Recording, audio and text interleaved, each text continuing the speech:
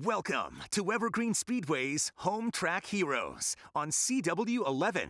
And welcome to the final edition of Home Track Heroes here on CW11 from Evergreen Speedway. Steve Mortland here, along with my friend Tom Glithero. Tom, first of all, let me thank you for your contribution to this show this year. You and I have done a lot of stuff together, and this is one more thing to add to the resume. But it's been so much fun having you here. You know, it has been a lot of fun, and I think we get to the end and we go, okay, we only have one more that we have to do. Right. And then next Tuesday, when we don't have anything to do, because we do these on Tuesday night, we're going to be going, oh, man, I wish we were back to it. But, it has been a real honor to be part of this. I know speaking for both of us, this is something unique to motorsports in our country, and to have it happen right here at Evergreen Speedway, CW11, all the nice comments and thoughts that we've heard from people who watch the show. I've talked to some of my friends I haven't seen in a long time, but it's been a lot of fun.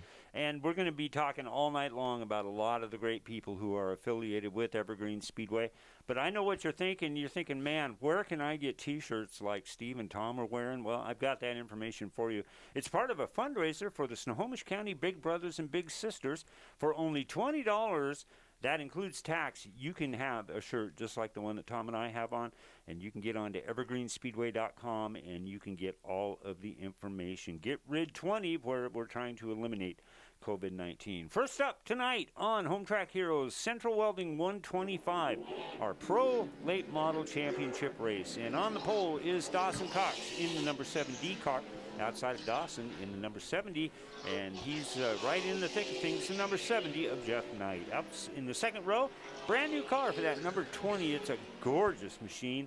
And behind the wheel, Jesse Jensen in the 18 car. On the outside second row, the phenom in Tyson Lang. In the number 89, good to have this young man back here at Evergreen Speedway. That's Donnie Wanted. Outside of Donnie, the surprise of the season as far as I'm concerned, the 37D, brought to you by the Lime Bar and Grill in Kirkland, Dario Reddick. Inside row 4, it's the Grocery Outlet Bargain Market car of Daniel Moore. Outside of Daniel in the 3 car, Wild Wyatt Racing's Wyatt Gardner.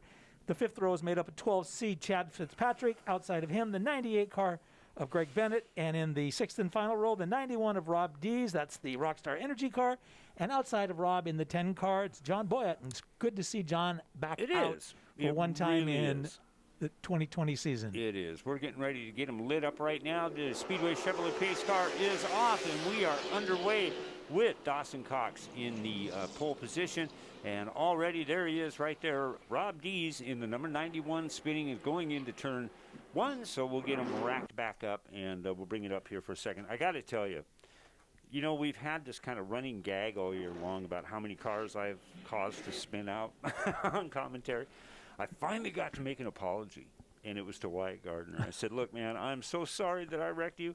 He goes, yeah, you did it a couple times, I think. And then, of course, I try and blame it on Derek for editing in the spins. But well, you can take a look at that track. I mean, the Evergreen crew did a great job of getting it somewhat dry, but you can see some puddles everywhere. So this could be a little tough on race cars because these things are bad to the bone, hard to drive.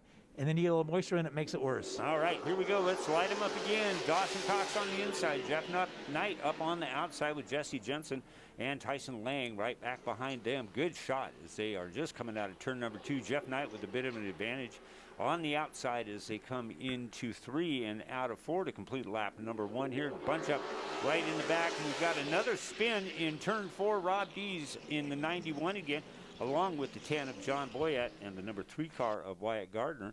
So we'll bring it back upstairs one more time, and it was just so much fun to talk to Wyatt.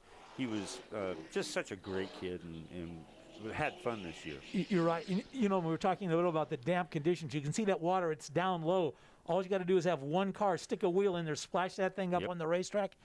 It's nightmare for everybody else behind. So just part of the problems we face when we live in the Pacific Northwest and we get into racing in October. Yep, Speedway Chevrolet pace car, which has been a part of our show all year long, has pulled off the track. Nice in-car shot out of the front end of Dario Reddick's number 37 car. Let's see how it looks from Dario's point of view as he is on the inside of the 3rd row, right behind Tyson Lang. Tyson Lang is obviously involved in there's a couple of championships that are going to be settled here in this race. And we'll talk more about them as the time comes on. But Tyson Lang, and look at that move on the inside by the 37 of Reddick.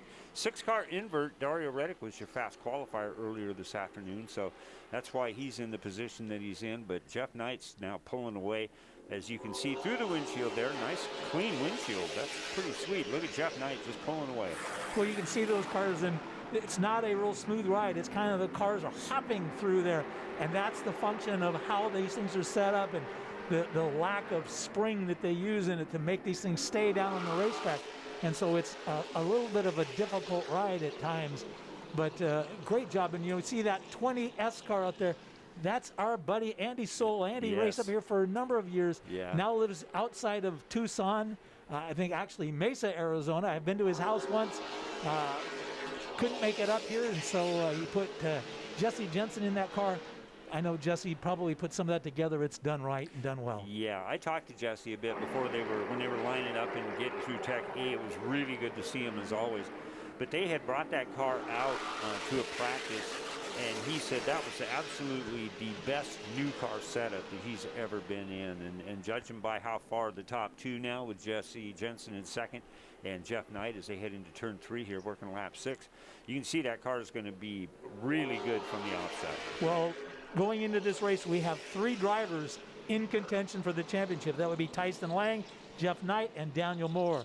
And there is, as you said, a couple different championships. We'll talk about that a little bit later.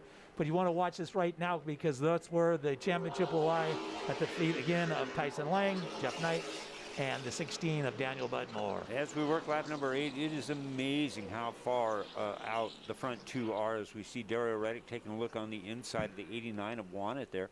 Donnie in that 3rd spot. And good, and so good to see Donnie back out here. He's been running late models here at Evergreen Speedway. Has done really well over the Wenatchee Valley Super Oval and some of their super late model events over the years, and Yakima Speedway as well. But always brings a really good car out to these races. Man, just that, look at these things go. The top 2 just is amazing how far out ahead they are. Well, and part of what we do, and we've talked about this before, the pro late models are on a treaded tire. It's what they call a Hoosier 970. It's kind of new to to this form of racing where they've run on slicks before, provided by Hoosier. My concern right now, if you were spotting for either one of the 20 or the 70 car, is okay, we've only got another 115 laps to go. How hard do you run that car before you run the skins right off it? But you know, these guys know what they're doing, and Jeff Knight's got a lot of experience with the tires in terms of running them this whole year, and I'm sure he'll take good care of it. But if I was spotting, it'd be like, okay, you're out there far enough. Let's not get out there any further than we need to, because Donnie Wannett's going to be a tough guy if everything holds up in another 100 and so laps. You know, you see there in the infield, and we thank these guys every Sunday night, and you can't do it enough, and we'll talk about them a bit in this race as well. But see the trucks that are down in the infield there, those are from the Cascade Push Truck Association. And you know, we say it all the time, you can't put a race on without these guys. You could, but it would not go nearly as smoothly as it does without having a group of dedicated individuals like that. They're led by Dave Boutel, whose heart is just so in the right place, and the guys that run them, John Krause and Darrell Wheeler, and all the guys have just become such good friends, and so good to have them here. And you know, Steve, if you have a vehicle that could be a push truck type vehicle, could be a truck, a Jeep, an El Camino, an old Ranchero, whatever, and you want to be part of that group, get in contact with the people here at Evergreen Speedway, because that Cascade Push Truck Group is always looking for new blood and some new memberships, and they are a great, great group of people. Some of them that I think, you know, some of my best friends. But right now, we're continuing to watch this, and it's Jeff Knight out front doing his magic. I would think at this point, Jesse's going to say, okay, Jeff, you lead. I'm going to let you go. I'm not going to run this thing any harder than I have to right now. As they are being told, and oh, there we go. Look at the nice job, Dawson. Holy cow, what a save that thing was. And a great job by Wyatt Gardner. I'm sure he had a rear view mirror full of that action and got out of the way. But a beautiful job of car control there by Dawson Cox. That's why that young man is behind the wheel of one of those cars. You just don't want to do that too often because you just make that right rear tire angry. Yes. You know, there's another expression that race car drivers use we can't use on the air, but you make that right rear angry and you're going to have to settle down for a few laps, let it kind of cool back down a little bit, and hopefully get some grip out of it. All right, here we get some passing as they go down into turn number 3 as we see the 10 car of John Boyette washing up high. So you had mentioned it too. So good to see John back out here. That car is just gorgeous that he brought out as we're working lap number 20 with Jeff Knight in the lead, Jesse Jensen in second, Donnie Wannett in third. Dario Reddick continues an impressive run. You see him right there, right behind the 89 of Donnie as we change the scene back up front. Beautiful shot of that number 20 S car.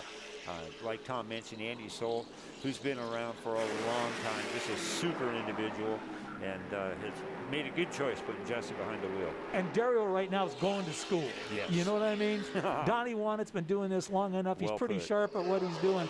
And Dario's trying to figure out how do I get by the veteran Donnie without wrecking each car because we got a long ways to go. But he's learning a lot right now. And then right behind Dario is the 18 car of Tyson Lang. And Lang, in just his second year of running a late model type car, has done a marvelous job. He really has. It's been so cool to watch the process that they've gone through. And, you know, his dad, a 5 or 6 time champion in a couple of different classes out here over the years at Evergreen Speedway. His grandpa, Ron, who, you know, you and I both know really well, just... And Ron right now is probably wearing out the Yes. tennis shoes. He is. Back All right. and forth, back and forth. All right, we are going to take a break. We come back, more of the Central Welding 125 here on Home Track Heroes on CW11.